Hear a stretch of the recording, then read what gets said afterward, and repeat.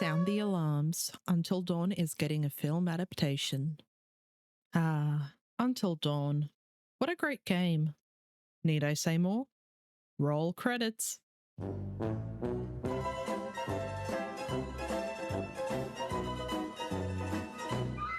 It would be a major disservice to not talk about the game that spawned a spin-off shooter, a lackluster prequel, and a film adaptation coming out this year. This is actually why I am here today, to answer the question to this video. Does Until Dawn need to be adapted into a film feature? Let's take a look. Until Dawn was released exclusively for the PS4 back in 2015. The game itself plays like an interactive horror film. Make one wrong move, and it's permadeath time. Remember the Goosebumps Choose Your Own Adventure books? No? Okay, maybe I'm just old. The game follows a similar structure. Until Dawn is a crucial game to the Choices Matter subgenre. It's not just branching conversations that can have an impact for the rest of your playthrough. Take a different path, fail certain QuickTime events, your choices will stick with you, for better or worse. The game's signature feature are totems. Collecting these gives the player prophetic visions, a glimpse into a certain character's impending doom. And while you may save a character from one deadly scenario, we don't know what the future holds for them. Perhaps another mishap may lead them to their demise. Apart from QuickTime events, Until Dawn has a don't move mechanic. Your controller works as a sensor. If you're like me, shaking and quaking from my own fight or flight response, your character is definitely not going to last. Until Dawn. There are some jump scares, which are actually quite the treat, especially if you had a PlayStation camera set up. There were pivotal points in a game where you'd have your reactions recorded. Priceless. At the beginning, the premise seems quite simple, a lurking killer waiting to pick off our teens one by one. However, the story does a full 180, and we are thrown into a monster plot, which is far more deadly. It's also worth noting that a remake of Until Dawn was released late last year. I never played it because of the price tag alone, had me scratching my head. I get that the game may be remastered and have better graphics, but overall the story remains the same, with the inclusion of some new scenes thrown into the mix. It might just be me, but I prefer the aesthetics of the original, even if it's 10 years old. The remake has that AI glow up, which I'm not a fan of. Now let's take a brief look at Until Dawn and its narrative, as well as the legacy of its developer, Supermassive Games.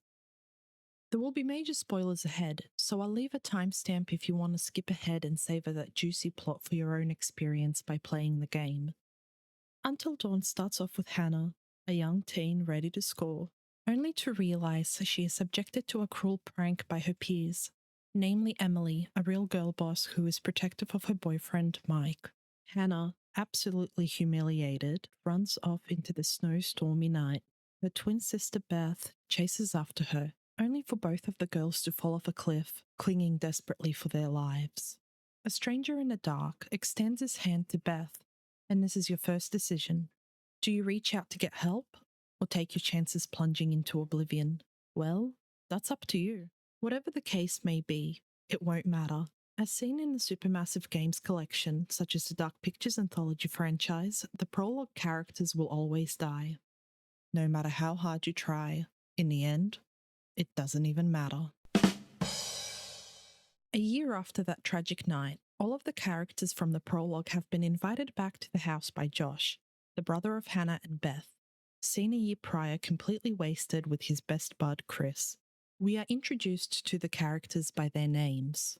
Hunk Mike, bad boss bitch Emily, Mike's new bubbly babe Jess, timid and shy Ashley, who's got a thang for Chris, Matt, Emily's new beau and a kind soul, and of course last but not least, Sam, a character who is the definition of a final girl that you will be rooting for the entire game.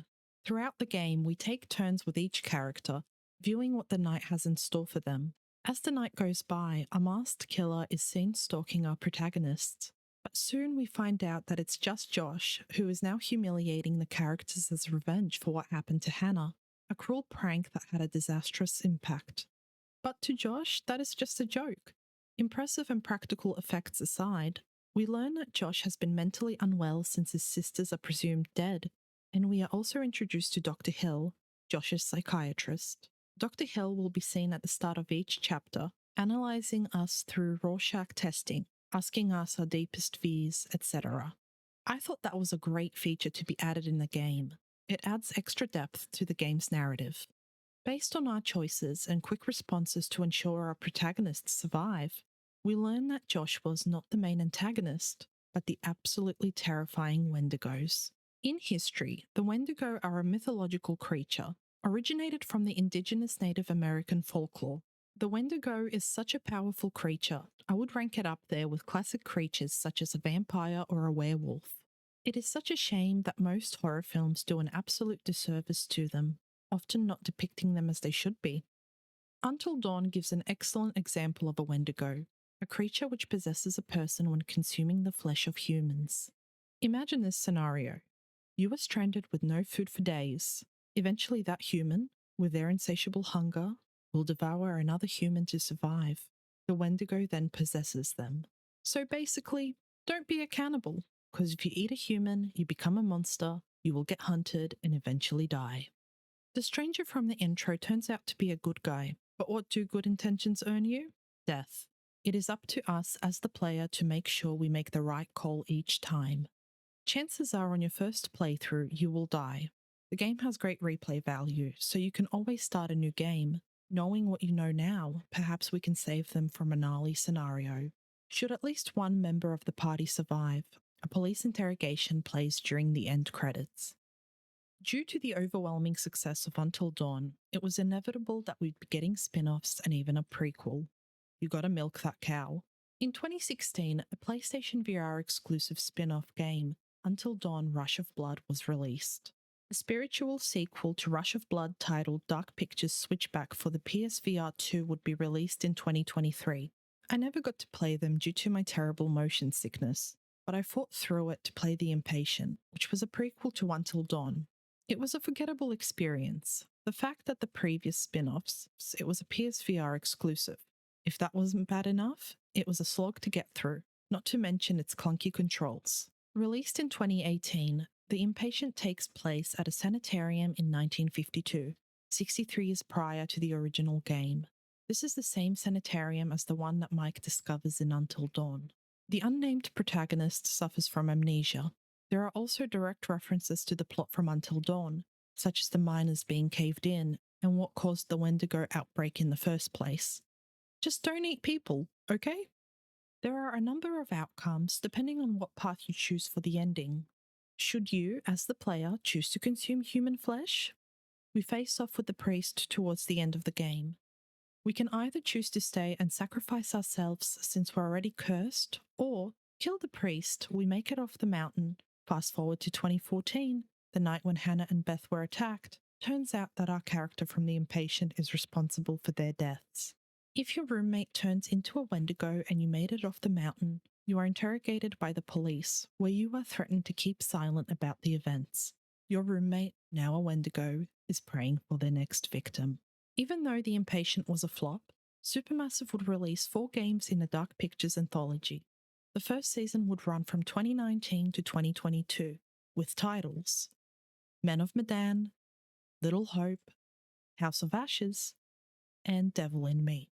Also in 2022, we got an amazing standalone game titled The Quarry, which really just stands out on its own. Who knows? I may even cover The Quarry in the Dark Pictures anthology someday. All of these games are indebted to the success of Until Dawn, and Supermassive Games is still going strong. Last year, we got the mediocre casting of Frank Stone, a Dead by Daylight inspired game, which follows the same butterfly effect formula. We're still waiting on Directive 8020, which is set to be released this year. Fingers crossed. The game will kick off the second season of the Dark Pictures anthology. Okay, so now we've come full circle. Is the adaptation necessary? The short answer is no. However, to the film's director's credit, David F. Sandberg, he's a pretty talented filmmaker. His notable films include Lights Out and Annabelle Creation, as well as Shazam and the sequel Shazam! Fury of the Gods.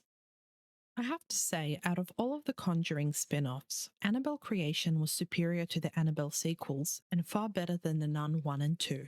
Also, a fun fact, Sandberg directed the Lights Out short film, which he adapted to a full-length feature 3 years later.